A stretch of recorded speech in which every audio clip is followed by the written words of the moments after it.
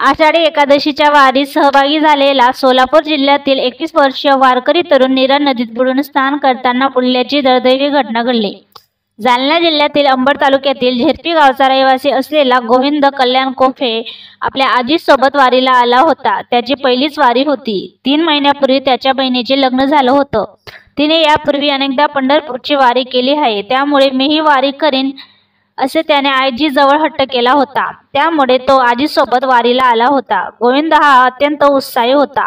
तो रोज भजन कीर्तनात उत्साहाने भाग घ्यायचा आणि रात्री उशिरापर्यंत सर्वांसमोर नाचायचा।